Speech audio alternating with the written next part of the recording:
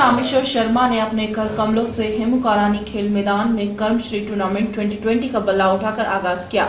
इसमें भोपाल समेत 60 टीमें हिस्सा लेंगी। विजेता टीम को 10,000 रुपए का नगद पुरस्कार दिया जाएगा। हमारे युवा नेता सूरज यादव जो क्रिकेट में काफ़ी रुचि रखते हैं और अपना एक क्लब भी चलाते हैं और नए नए बच्चों को क्रिकेट के हुनर भी सिखाते हैं, उन्हीं के नेतृत्व में यहाँ पर कर्मश्री कप के आयोजन का चौथा वर्ष है। आज उसका विधिवत ओपनिंग हुई है, उद्घाटन हुई है। 60-65 टीमें इस खेल में आएंगी। मैं उम्मीद करता हूँ कि आज ये दशहरा मैदान की पिच पर, हेमू कालानी मैदान की पिच पर खड़े होकर चौके छक्के लगाएंगे। कल भारत की तरफ से दूसरे देशों के अंदर जाकर भारत की तरफ से चौके छक्के लगाएंगे और भारत का भी नाम रोशन करेंगे, क्योंकि खिलाड़ी का मुकाम एक मैदान होता है और एक मैदान से चलकर दूसरे मैदान पर लगातार जीतना और आगे चलकर देश के लिए खेलना, ये खिलाड़ी का मुख्य उद्देश्य होता है।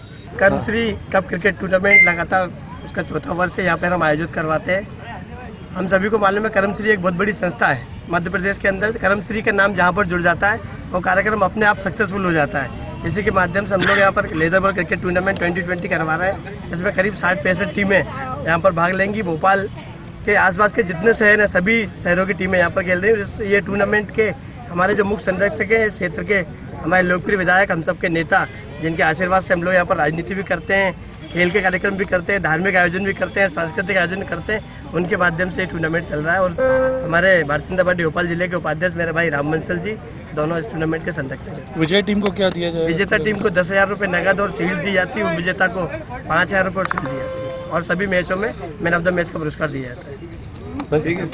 कैमरामैन पवन शर्मा के साथ संजना प्रियानी की रिपोर्ट।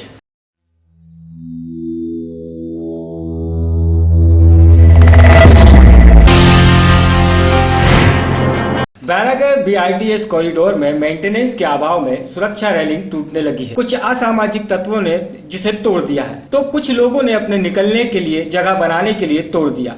बैरागढ़ नगर निगम अफसर भी BRTS के मेंटेनेंस पर ध्यान नहीं दे रहे हैं। सर्दी के मौसम में यह कॉरिडोर की मुख्य लाइन से निकलने वाले 2 व्हीलर और 4 व्हीलर के लिए खतरनाक बन गई है। तेज रफ्तार से निकलने वाले वाहनों को मुख्य लाइन से लेने पर 2 से 3 फीट तक बाहर निकल आई रेलिंग दिखाई नहीं देती। ऐसे में वह इनसे टकराकर दुर्घटना का शिकार हो जाते हैं। कई जगह तो यहाँ जालियां बेहद घातक ही साबित होती हैं। इसके कारण कभी भी बड़ा हादसा हो सकता है। ये जो BRTS कॉरिडोर बनाया गया है वो पूरी तरह से फेल है, क्योंकि इस तरह के कॉरिडोर कलकत्ता, दिल्ली में भी बने थे और वहाँ पर पूरी तरह से वहाँ पर हटा दिए गए हैं। और जहाँ तक बैरागढ़ के संदर्भ में सवाल है तो यहाँ पर जो मेन रोड पर लोहे की जालियाँ लगाई गई उससे पूरी तरह से व्यापार चौपट हो गया है और आए दिन यहाँ पर दुर्घटनाएं हो रही हैं। यहाँ से लेकर लाल घाटी तक और पूरे BRTS में लगभग 150 मौतें हो चुकी हैं, क्योंकि ऐसी सुविधा नहीं बनाई गई है कि जिससे साइड पर कोई रोड हो तो उससे छोटे वाहन आ जा सकें। और दिन भर आए अपना बैरागढ़ के अंदर जाम लगता है, यहाँ से लाल घाटी तक पूरी तरह से जाम रहता है। जी, ये BRTS में आए दिन मौत हो रही है, प्रशासन इस पर ध्यान क्यों नहीं दे रहा है? ये हमने पहले भी कहा था कि यहाँ पर शहर के अंदर सिंगल डिवाइडर बनाया जाए और जो लोहे की जालियाँ लगाई गई हैं वो नहीं लगाया जाए, लेकिन हमारी नहीं सुनी गई, क्योंकि हमने इसके लिए एक दिन बैरागढ़ बंद भी कराया था। लेकिन अपनी जिद पर जो है अपना मध्य प्रदेश शासन ने यहाँ पर कॉरिडोर बनाया है। कॉरिडोर बनने के साथ यहाँ पर व्यापार भी चौपट हुआ है। आए दिन दुर्घटनाएं होती हैं, मौतें होती हैं, लोग बाग टकरा कर घायल हो जाते हैं, मर जाते हैं और पूरे दिन भर मेन रोड जाम रहता है। हमारी मांग है कि इस BRTS कॉरिडोर में जो जालियां लगाई गई हैं उसको हटाकर केवल 1 फुट का सिंगल डिवाइडर लगाया जाए। कांग्रेस ने कई बार इसके लिए प्रदर्शन किया है, फिर भी प्रशासन आपकी नहीं सुन रहा है। इसमें क्या कह सकते हैं आप, क्यों नहीं? देखिए, हमने तो जनता के हित की मांग बार बार की है और हमेशा इसके खिलाफ कई आंदोलन भी चलाए हैं, धरने भी दिए हैं, बैरागढ़ बंद भी कराया था, लेकिन प्रशासन इसके ऊपर ध्यान नहीं देता है। उसको जनहित में यहाँ पर ये जो जालियाँ लगाई गई हैं इसको तुरंत हटाना चाहिए, जिससे होने वाली मौतें भी बच सकती हैं और जो आवागमन के लिए रास्ता है, चक्का जाम हो जाता है या ट्रैफिक जाम हो जाता है, उससे भी आम जनता को मुक्ति मिलेगी और व्यापार में भी बढ़ोतरी होगी। बैरागढ़ से शक्ति भारती के साथ संजना प्रियानी की रिपोर्ट।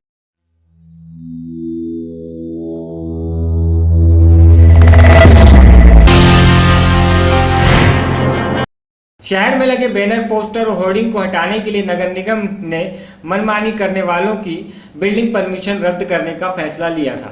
अवैध तरीके से कारोबार करने वाले 46 कारोबारियों के खिलाफ नोटिस की कार्रवाई भी हुई थी। नियमानुसार इन लोगों से पेनाल्टी वसूल कर नगर निगम के खाते में जमा कराई जानी थी, लेकिन अफसरों की तानाशाही ने ऐसा नहीं होने दिया। देखिए, सबसे पहले तो मैं आपको ये बता दूं कि हाईकोर्ट ने यह आदेश दिया है कि अवैध होर्डिंग नहीं लगाना चाहिए और उनके लिए नगर निगम को एक नीति बनानी चाहिए।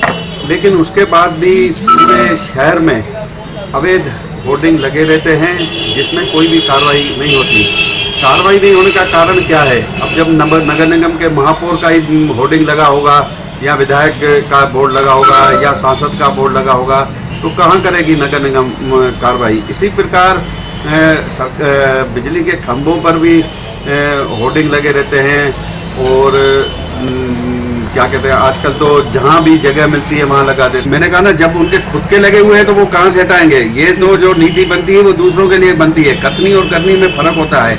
उस दिन यहाँ पर महापौर ने एक होर्डिंग देखा तो बोला होर्डिंग हटाना चाहिए, लेकिन जब महापौर के, विधायकों के, मुख्यमंत्री के, अन्य के लगे होंगे तो उनको कार्रवाई कौन करेगा? तो ये अवैध होर्डिंग हटने चाहिए। ये इस शहर की सुंदरता में भी बाधक है और कई बार दुर्घटना भी हो जाती है। तो ये जगह जगह पर जो अवैध होर्डिंग लगाए जाते हैं ये नहीं लगने चाहिए और नगर निगम को इसमें सख्त कार्रवाई करनी चाहिए। अगर नेता लोग नहीं कर रहे हैं तो कम से कम ये कमिश्नर का दायित्व है कि वो अवैध होर्डिंग हटाए। बैरागढ़ से शक्ति भारती के साथ संजना प्रियानी।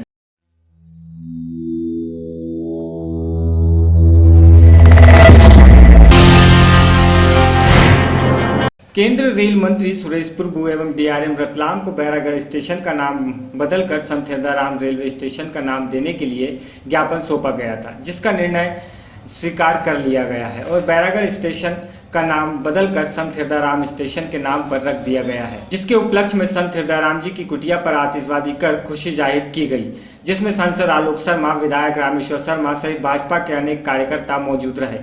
संत हिरदाराम जी हम सबके आराध्य हैं और उनको जब से हमने देखा है तब से उन्होंने मानव सेवा के लिए अपना सर्वस्व लगाया और पूरे आम जन की इच्छा थी, काफ़ी लंबे समय से मांग थी कि ये जो स्टेशन है संत के नाम से जाना जाए और सबके सामूहिक प्रयास से संभव हो सका है।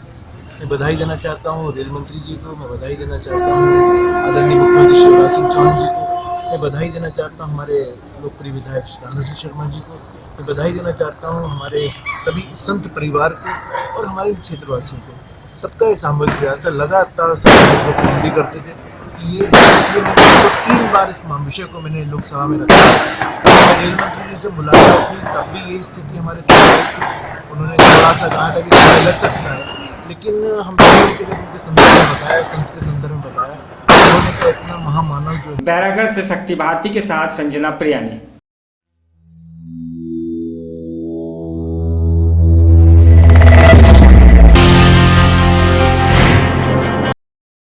शहर के माधवनगर थाना क्षेत्र के अमीरगंज वार्ड में रहने वाले भिखारी के बेटे रजनीश तिवारी, जो कि गरीबी रेखा के नीचे जीवन यापन करता था, इसके नाम पर चल रही थी एसके मिनरल के नाम से फर्जी कंपनी। इसी एसके मिनरल कंपनी के नाम से एक्सिस बैंक कटनी में खाता संचालित होता था और खाते से हो रहा था करोड़ों का टर्नओवर, जिसको देखते हुए आयकर विभाग ने रजनीश तिवारी को वर्ष 2009 और 10 में असेसमेंट के कर निर्धारण के पश्चात करोड़ों की वसूली के लिए जारी किया था नोटिस मिलने के बाद रजनीश तिवारी से 2 अप्रैल 1916 को तत्कालीन एसपी गौरव राजपूत कटनी को शिकायत की थी कि जिस पर कार्यवाही कुछ दिन होने के बाद ठंडे बस्ते में चली गई थी।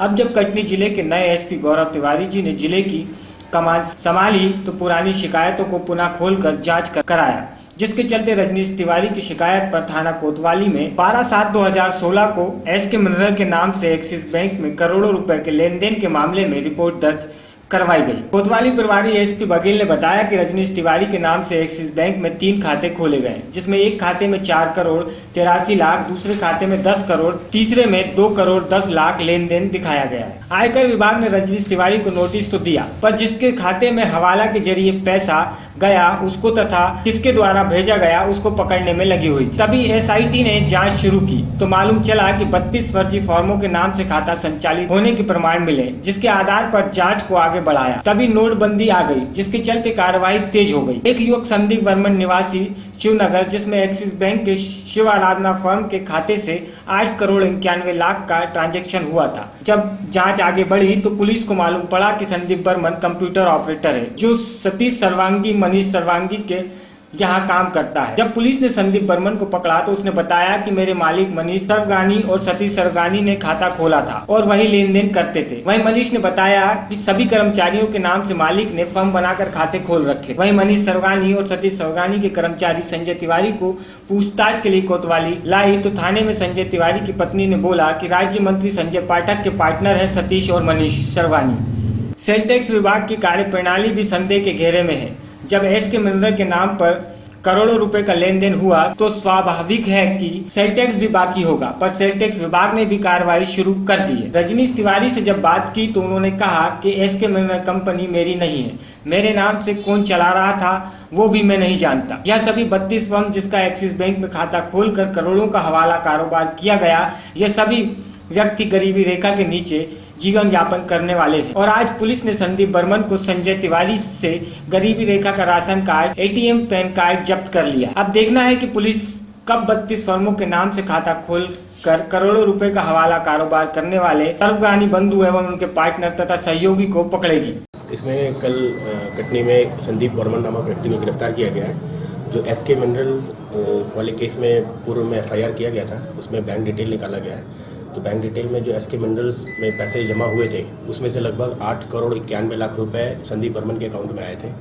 इस संबंध में जब उनसे पूछताछ की गई कि ये पैसे किस लिए मिले हैं तुमको, या फिर एसके मिनरल फॉर्म का संचालक कौन है, उस संबंध में वो स्पष्ट जवाब नहीं दे पाए। इसलिए इसमें धारा 120 भी बढ़ाते हुए इनको आरोपी बनाया गया। उसमें फिर पुलिस ने रिमांड लेके उनसे पूछताछ की है। तो उनसे पूछताछ के दौरान और अभी कई अन्य लोग इसमें सामने आए हैं जिन्होंने अपने स्टेटमेंट में ये बताया है कि संदीप बर्मन जो कि सतीश सरावगी और मनीष सरावगी के यहाँ कंप्यूटर ऑपरेटर का काम करते थे, ये पैसा उन्हीं लोगों का है और उन लोगों के द्वारा ही इनके जो वर्कर्स हैं उनके नाम पर ऐसे अकाउंट खोल के करोड़ों के ट्रांजैक्शन किए गए हैं। तो अभी तक की जो लोगों के स्टेटमेंट हैं इसके बेसिस पर और जो तथ्य सामने आए हैं कि इन दोनों लोग का इन्वॉल्वमेंट पाया जा रहा है। सर, सतीश सरावगी और मनीष सरावगी क्या कार्य करते थे और लगभग कितने अकाउंट्स में कितने करोड़ों का हवाला किया गया? एग्जैक्टली तो नहीं बता पाऊंगा, लेकिन अभी तक की जांच में जो चीज़ें आई हैं कि लगभग ऐसे 32 के आसपास ऐसे फर्म्स का पता चला है जो कि सिर्फ पेपरों पे चल रहे हैं, वो ग्राउंड में एग्जिस्ट नहीं कर रहे हैं। और इसमें कई सारे लोग जो कि बीपीएल कार्ड होल्डर हैं उनके नाम पर उनके फोटोग्राफ और उनकी आईडी यूज़ करके फर्जी अकाउंट खोले गए हैं एक्सिस बैंक में, आईडीबीआई बैंक में। और उसके बेसिस पर इनका कहना है कि ये लिंकेज का कोयला या चोरी का कोयला, बॉक्साइट, डोलोमाइट और लेटराइट, ये सब चीज़ें देश के विभिन्न कोनों में बेचा जाता था और उससे जो पैसा अर्जित होता था वो पैसा इन डिफरेंट फर्म्स के अकाउंट में आता था, जहां से फिर ये लोग विड्रॉ करके उसको वेट करते थे। सर, अभी तक कितने लोगों पे मामला दर्ज हो चुका है? नहीं, अभी तक तो इसमें एक आरोपी गिरफ्तार हुआ है, बाकी अन्य की तलाश जारी है। इसमें कई लोग के नाम आ रहे हैं, जब तक उनसे पूछताछ न हो जाए और उनके खिलाफ स्ट्रॉन्ग एविडेंस न मिल जाए तब तक कह पाना मुश्किल है कि कितने लोग बनेंगे, लेकिन ये काफ़ी अभी जांच का विषय है। सर, सतीश सरावगी को राजनीतिक संरक्षण भी प्राप्त कहा जा रहा है, किन लोगों से उसके संपर्क है? नहीं, इस संबंध में तो अभी हमको कोई ऐसा जानकारी नहीं मिला है और नहीं हमारे पास किसी का ऐसा फ़ोन आया है। हम लोग तो अभी बस इन्वेस्टिगेशन में वो एक आरोपी के रूप में देख रहे हैं उनको। कटनी से यश खरे की रिपोर्ट।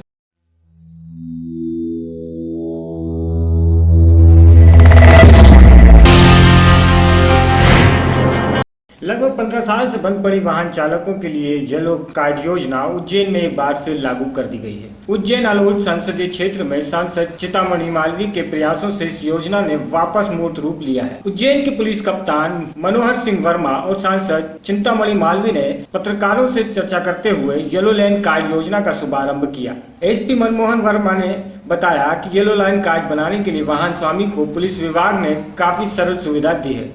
वाहन स्वामी अपना येलो कार्ड के लिए संबंधित थाने में आवेदन कर सकते हैं, या तो एक व्हाट्सएप नंबर जो जारी किया गया है उस पर अपनी जानकारी भेजकर येलो कार्ड बनवा सकते हैं। एसपी वर्मा ने बताया कि येलो कार्ड से वाहन चालकों को वाहन चेकिंग के दौरान आने वाली परेशानियों से निजात मिलेगी, क्योंकि एक ही कार्ड दिखाने पर उनके संपूर्ण दस्तावेज जांच लिए जाएंगे, क्योंकि आमतौर पर वह चालकों के पास इंश्योरेंस के कागज उपलब्ध नहीं रहते और खो जाते हैं या गिर जाने की वजह से वाहन संबंधित कागजात साथ लेकर नहीं चल सकते। येलो कार्ड होने से लोगों को सभी कागज साथ लेकर चलने की जरूरत नहीं होगी, लेकिन येलो कार्ड के साथ वाहन चालक को ड्राइविंग लाइसेंस रखना अनिवार्य होगा। को लेकर आपने किस तरह से कार्ड बनेगा और क्या सुविधा मिलेगी जनता को? देखिए, लंबे समय से करीब 15-18 साल हो गए इस उज्जैन में येलो कार्ड नहीं बने हैं और इसके कारण खासकर हमारी ग्रामीण जनता को बहुत परेशानी होती थी। गांव के लोग कहाँ अपना बीमा करवाएं, कहाँ रजिस्ट्रेशन करवाएं, कहाँ जो है उसके कागजात है दोनों तीनों। कई बार ड्राइविंग लाइसेंस बनाने में उनको उज्जैन आना, लाइसेंस बनाना, तो ऐसी बहुत परेशानी थी और पुलिस भी जगह जगह पर रोकती थी, कहीं यहाँ रोका कहीं वहाँ रोका। गांव वाले समझते एक कागज भी नहीं हुआ तो परेशानी होती थी, फिर 200 रुपये का चालान, 500 रुपये का चालान। तो ऐसी स्थिति में हमने पुलिस से आग्रह किया कि भाई येलो कार्ड बनाओ और पूरे जिले में बनाओ, कैंप लगा करके बनाओ, और जिसके पास भी 3 कागज हो, उसका ड्राइविंग लाइसेंस, उसका रजिस्ट्रेशन और उसका बीमा, यानी गाड़ी का बीमा, तीनों जिसके पास हो उसको एक ही कार्ड बना के दे दो येलो, केवल 20 रुपये में उसका केवल शुल्क है। तीनों जाओ थाने पे, अपना कार्ड बनवाओ और फिर कागज रखने की जरूरत नहीं, ताकि गाड़ी चोरी हो जाए ऐसा कुछ हो तो उसमें भी कोई प्रॉब्लम नहीं होती। ऐसी स्थिति में जब सबके कार्ड बन जाएंगे यदि, तो स्थान स्थान पर ये चेकिंग में ग्रामीण जनता को परेशानी नहीं होगी, उज्जैन नगर के लोगों को भी परेशानी नहीं होगी। सर, येलो कार्ड बनाने के किस तरह के कार्ड बनाए जाएंगे और क्या नियम रहेंगे? देखिए, हम सब लोगों के सुविधाजनक जीवन के लिए यातायात सर्वाधिक महत्वपूर्ण है, क्योंकि हम सब यातायात के अंग होते हैं और जब कभी यातायात में असुविधाएं होती हैं तो उनको तो हम झेलते ही झेलते हैं, किंतु अगर कभी कोई हादसा हो जाता है तो ऐसी स्थिति में हमें अपने प्रियजनों को या तो फिजिकली चैलेंज अवस्था में देखना होता है या फिर हमें उन्हें खोना पड़ता है, और वो एक ऐसा नुकसान होता है जिसकी कोई भरपाई नहीं हो सकती। इसलिए ट्रैफिक के नियमों का सब लोग ठीक से पालन करें। इस उद्देश्य से बार बार जगह जगह पर वाहन चालकों की चेकिंग की जाती है और ये देखा जाता है कि उनके पास वास्तव में वांछित पेपर्स हैं या नहीं, ड्राइविंग लाइसेंस है या नहीं, और फिर ठीक से वाहन चला रहे हैं या नहीं। ऐसी स्थिति में क्या होता है, जिनके पास सब पेपर्स होते हैं लेकिन किसी कारण से साथ में लेकर के नहीं चल रहे कि कहीं चोरी ना हो जाए, कहीं गुम ना जाए, तो उन्हें भी बड़ी दिक्कत होती है। तो इस असुविधा से बचने के लिए हम लोगों ने ये येलो कार्ड सिस्टम प्रारंभ करने का निर्णय किया है, जिसको हम लोग बनाना शुरू कर रहे हैं और 9 तारीख से 9 जनवरी जबकि हम सड़क सुरक्षा सप्ताह का शुभारंभ करेंगे, उस दिन हम सबसे पहले इनका वितरण प्रारंभ कराएंगे।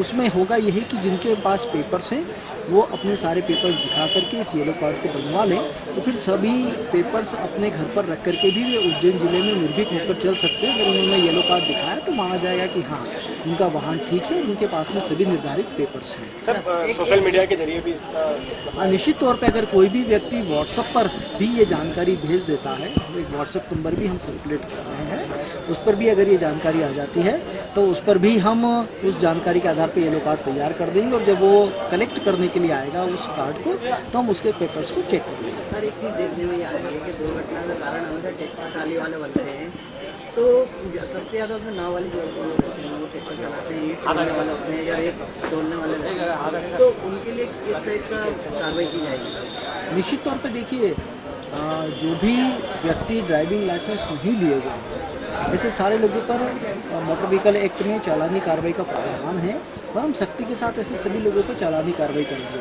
तो इसीलिए हम ये येलो कार्ड बना रहे हैं, जिससे कि जो जेन्युइन लोग हैं उनको असुविधा ना हो और जो नियम कायदे कानून को तोड़ते हैं उन पर सख्त कार्रवाई हो। सर, एक ट्रैक्टर ट्राली लाइटिंग होती है जिसके कारण रात में तो उनके पीछे में रेडियम लगाने का भी उसका भी एक अभियान चलाएंगे मंडी के माध्यम से, जिसमें कि ट्रैक्टर ट्रॉलीज जो होती हैं उनके पीछे रिफ्लेक्टर्स लगाए जाएं ताकि रात्रि में भी वो दिखाई दें और किसी भी तरह से हादसे से बच सकें। Thank you. उज्जैन से मुकेश चौरसिया की रिपोर्ट।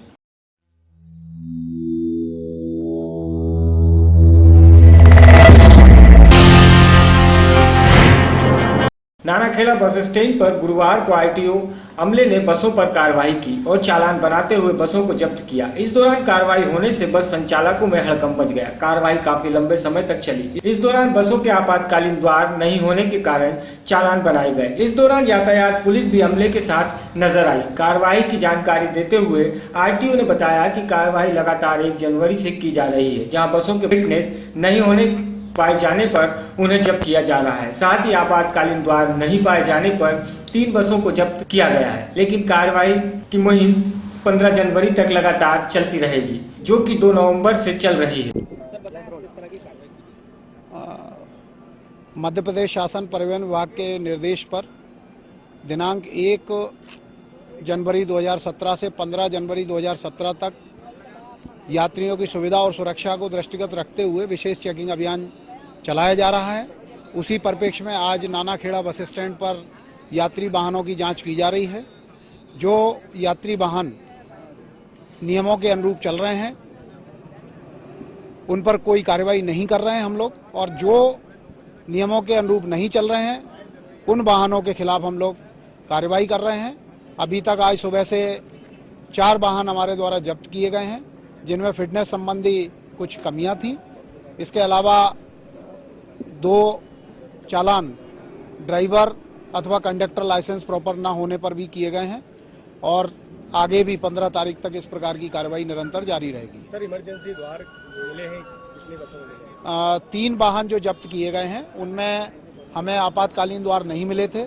इसके अलावा 2 वाहनों में जो दूसरा दरवाजा होना चाहिए पीछे की साइड में, वो भी हमें नहीं मिला। इस कारण से उनको जब्त किया गया। बड़े बड़े ट्रेवल्स की जो बसें चलती है, जो लॉन्ग रूट पे चलती है, उनमें भी कोई इस तरह की सुविधाएं नहीं है? ऑल इंडिया परमिट पे जो वाहन चलते हैं उनमें 2 गेट होना आवश्यक नहीं है, लेकिन आपातकालीन गेट प्रत्येक बस में होना चाहिए, और हम लोग जो भी नियम है उन नियमों के संदर्भ में उसी परिप्रेक्ष्य में हम लोग। उज्जैन से मुकेश चौरसिया की रिपोर्ट।